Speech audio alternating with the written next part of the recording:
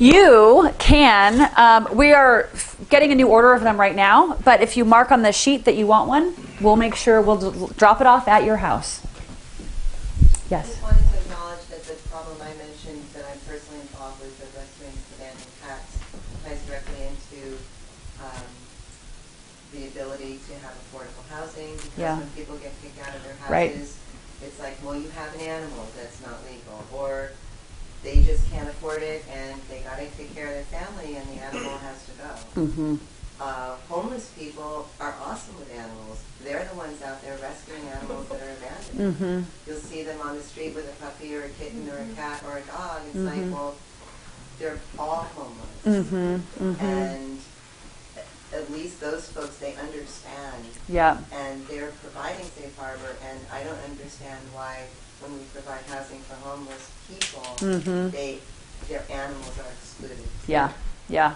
Well, and on the homelessness issue, you know, homelessness didn't used to be the problem that it is today, right? Ronald Reagan, in his infinite wisdom, decided to get rid of mental health resources, and that's when a lot of this started in the 80s, right?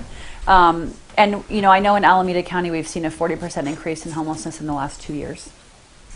A lot of it is seniors who are on fixed incomes, and then you see the rent gouging problem happen, right? The Turner Center did which is a think tank at UC Berkeley. They've put out a proposal, which I think makes sense, to talk about some of the nuanced solutions that you were hinting at. Anti-rent gouging legislation, right? Which would mean that, you know, a landlord can only put their rent up, I think it was cost of living plus 5% or something like that, right? Which I think makes sense, right? Because then it still gives landlords some more flexibility, but you don't see 30, 40, 50% increases, right? Because people can't afford that. So I think there are solutions that can get to this. But on the homelessness issue, we need more outreach workers desperately, right, with this increase in homelessness. We need more drug and alcohol and mental health resources desperately. We need more short-term rapid rehousing. There's a lot of research that shows that, you know, if someone ends up on the street, the quicker that you pull them off into safety, the easier it's going to be for them to get stable. If the longer they're on the street, the harder it is, right? And the fourth thing we need, and this is the hard part, is the permanent supportive housing, which is the hardest part, right? So that's why I support the $4 billion bond and other things like that to build the housing that we need.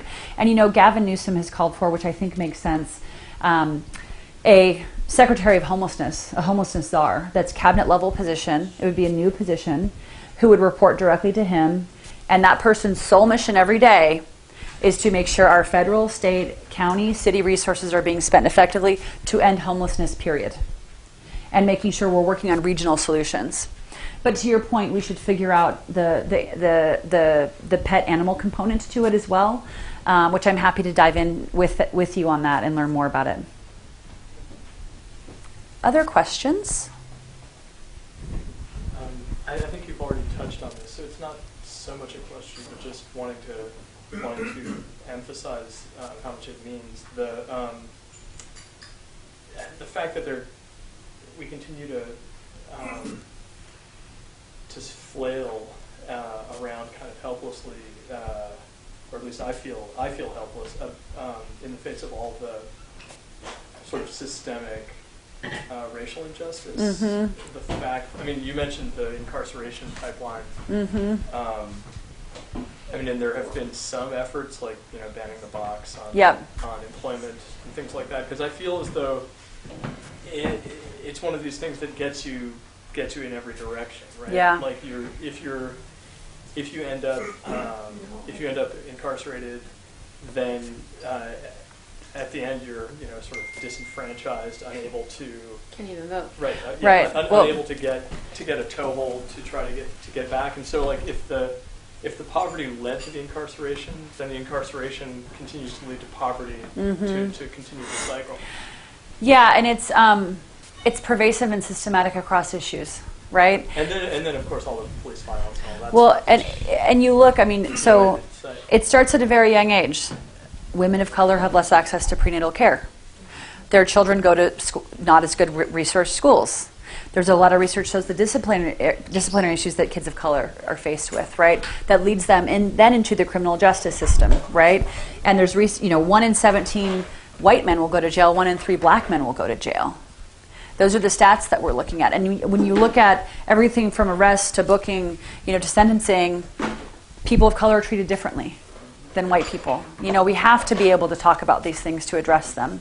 Nancy Skinner's done some good work on, she's pushed for, and I think it passed, the reforms on the Police Officer Bill of Rights to give more transparency. So I think there's some reforms that we can do. Now, I also don't think, all police officers are terrible people, and I think that the vast majority of them are brothers and sisters and husbands and wives trying to do a good job. But we have to have more training. We have to have implicit bias training within our operations. We all have implicit bias. Everyone in this room does. We're kidding ourselves if we're not. The difference between us and them is that we're not carrying a gun in an environment where our life feels threatened, right? So we need to have proper trainings there. We need to have de-escalation training. So I think there are tangible things that we can do on the criminal justice piece in particular.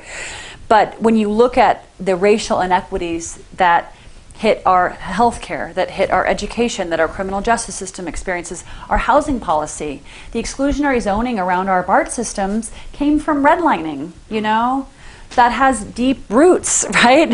Racist roots. And so these are things that we have to confront. And white people need to talk about it just as much as black people and Latinos, right? We all need to be engaged in the conversation. And I think it's important that our leadership does that, even though if it feels uncomfortable sometimes. Any other? Yes. You mentioned the greenhouse gases a little bit ago, and how it's affecting us. Yeah. Okay, in our community, overwhelmingly, the majority of the greenhouse gases are not created by the people living in this community. Yeah. They're created by the people from Napa and Solano County driving over to San Francisco through our community, from Tracy and from Brentwood and Oakley, driving through our community, and even from in your part of the world, from coming from Tracy and Livermore, driving through that part of the community. They're stopping or slowing down at the toll interchanges at all of our bridges. It's one of the big reasons for the slowdown on Interstate 80 is because of the Bay Bridge slowdown. Yeah. And anybody try to drive around North Richmond in the morning until 10 o'clock, when the San Rafael Bridge is just a parking lot. Yeah. So what can you do when you get to Sacramento? Yeah. I know you are going to get there. Okay? I like the wishful thinking. Yes. What can you do to bring jobs out of San Francisco and closer to where people live? Yep. What can you do to improve public transportation? Yep. So get us out of our cars. So off the top of my head, 3 things. But I don't have all the answers, so I'm open to other suggestions as well. But one, I support Phil Ting had a bill to ban gas cars by 2040. Now that is bold, right? But if we can do that and also ensure that low-income people have the ability to afford electric vehicles, I think that's a big piece of it, because this can't just be something for the rich. It's got to be, everyone's got to be able to have access to that. Those types of things are where we have to go as a society. So that's one thing that I would champion and work with Phil Ting on and support. The second thing is investments in public transportation. When you look at the public transportation in the Bay Area, there are 28 different municipalities that govern public transportation in the Bay Area. New York has 1. Right? So we just govern differently here because we have all these different cities and all these different systems.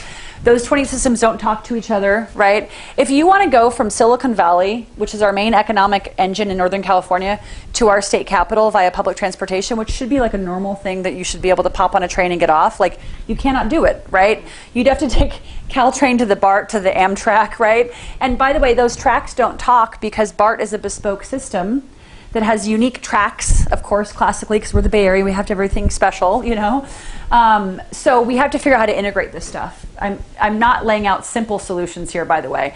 And all that costs money as well. I do think we need a new Transbay tunnel, right, to connect more people. The BART right now, if anyone uses the BART, anyone go to San Francisco daily? Not anymore. Yeah, right. I mean, it's like 8:30 a.m. It's like on a Tuesday morning, it's like a mosh pit, right? It's like crazy, right? So it's a capacity. We have to make sure what we currently have works better. We get the resources we need to make sure it's working, right? There's no delays, but we're going to have to put another tunnel in, I believe. That's about $12 to $15 billion, so that's not a cheap endeavor. But ferries, all the things, we need more Transbay buses. more mechanisms for public transportation, I think, are really important. It's funny, when my husband and I said that the condition it is to marry me is that I'm moving back home to California, and I really want you to come with me, because he's from El Paso, and I'm like, no, we're going to live in the Bay Area. Like, we met in D.C., but and so when he got out here, he was like, oh, he'd been here a couple times, but he was like, this is going to be so great. It's the Bay Area. I bet the transportation's so modern, because it's like the hub of innovation. All this stuff, like Google and Facebook and all these tech companies are from here. So I'm sure the public transportation is great. And I was like, oh, honey, just wait until you see, right? So I think it's going to be more investments, and then also on the jobs piece, right? Growing more jobs locally, so folks don't have to commute that far, right? And I think that goes down to, like I said, a lot of the trainings at our community colleges, trying to get businesses to be here more. And I think there's been some good, I support redevelopment and figuring out ways we can bring more businesses in. So I think there's a combination of all those things. There's not a simple solution, but I think we have to tackle it all the way across the board. Any other, yes? So I actually have a question about healthcare. Yes. So when I was working in the private sector, I was working in the Thank you very much. department. In the where? Sorry? In benefits. Okay. For the company that I worked for. And I was excited about the possibility of the Affordable Care Act, because it would mean that I would be redundant. I wouldn't be needed anymore. My company could focus on promoting widgets rather than having people in these silos, because there are all these other people and all these other businesses that are doing the same job that could be more efficiently run if we had single care. But so we don't, and it didn't work out that way. Right. And there are people there, but the conversation I never hear from politicians, and I'm just saying, please take this into consideration, is that as a small business owner, because I consider opening up a small daycare in my home when my daughter was born, that it would be an opportunity for us as a family to start this business, and I'd be home with my baby. Yep. I couldn't manage healthcare. Because the healthcare, yeah, totally. And then if I were to even start that business, to have an employee and not offer them healthcare seemed insane. Right. So the idea that somebody who is pro small business is against affordable healthcare totally does not compute to me, and I've never heard anybody bring it up. Like, the economics of it is that we're paying so much more because we have all these people in silos. Yeah. If my company didn't have those well, there's a business interest in single-payer healthcare is what you're saying. Yes. Totally. Huge. Well, both for small and large businesses across the board. They could just Totally. focus on widgets. Totally. I agree with you completely.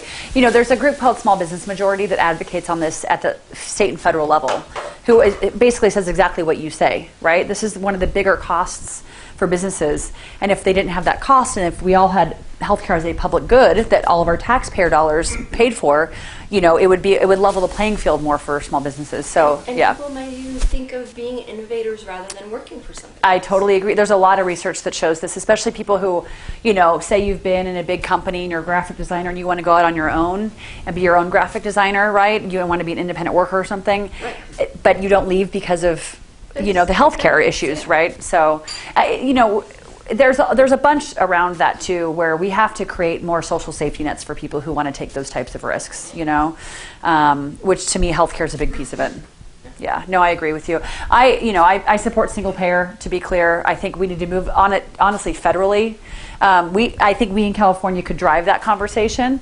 What I advocate for, the truth of the matter is about single payer in California is we're not going to have it until we have a better president, because we need a waiver from the federal government to the tune of $200 billion to pay for it, and Trump's just not going to give that to us. So until we have President Kamala Harris or President Cory Booker or someone 1,000 times better, it's really, I know, let's all snap for that. It's going to be difficult to do here. But what we can do here is make sure our exchange continues to be healthy, no pun intended. But also I advocate for putting a public option on the exchange, like a Medi-Cal option that anyone could join if they want to, and open that up to anyone who, as a sort of intermediary step until we get to that environment politically federal where we can do it. I have a follow-on to that. Yes. I'm a nurse. And I work in a safety net hospital. I work in a trauma center down in Oakland. I could work 2 miles closer to home, which isn't very far, but I could make a lot more money at Kaiser.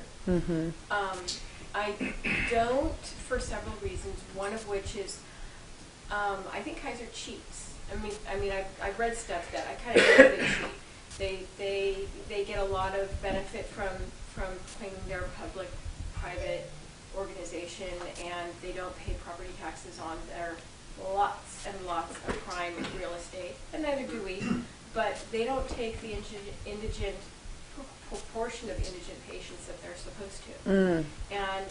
And most of the public-private healthcare organizations do that, but they do it worse than anybody. And they're huge. And I just feel like I just can't bring myself to work for them because they're like gaming the system. It's a club with benefits. It's not healthcare. It's Yeah. not for the community. It's for their specific people. Like my dad's Kaiser, and that's fine. He loves Kaiser, and I haven't had Kaiser since I was a kid because I just can't. Well, I think across the board we need to bring more regulations around the insurance industry as well as the hospital industry. You know, yeah, no, for sure. And healthcare is complicated, you know, and we didn't get everything we wanted on ACA, right? Because you have the insurance industry, you have the doctors, you have the nurses, you have the hospital associations, you have the consumers, you have, you know, so many different entities involved there, right? And then you got Congress. It's just a little cherry on top, right? And trying to figure out the right way to do it. You know, we wanted the public option. We wanted single-payer health care, but we can only get the votes for what we got. So I think it's the first step in a larger conversation of where we ultimately need to go. Any last questions before we wrap it up? Well, I would love your support. I'd love your vote. I'd love your donation. I'd love your time. I'd love real estate on your front lawn with my yard sign. Would love for you to volunteer. There's ample ways to support. If there's anything that you like that you heard here and you want to send me to Sacramento, sign up for one or more of those things. And I really appreciate you for hosting, opening up your door, and I appreciate you all being so patient. And thank you very much, and I look forward to working with you in November and beyond. And where is your campaign center, and what time is the opening tomorrow? El Cerrito. It's on San Pablo Avenue. It is tomorrow. Tomorrow's Saturday. It's across from John Joya's office, the county office. I don't know the exact address, but right across the street from Home Depot. It's parking out front. It's at 11795 San Pablo. yeah, 11795 San Pablo Avenue. So we're opening the office at 10:30 tomorrow. This is our Contra Costa West Cocoa office. As they said, it's the old Trevino's location. There's plenty of parking. We're going to do it at 10:30. We have Mayor Quinto, former Mayor Irma Anderson, Myrna DeVera will be there. We're going to kick off at Canvas. And we'll be doing more canvases, phone banks, and exciting events there with Buffy and Caesar and other great candidates that we're supporting. And we also have a Berkeley location. All BART accessible, right at Del Norte BART. Thank you very much. Thank you very much. Thank you.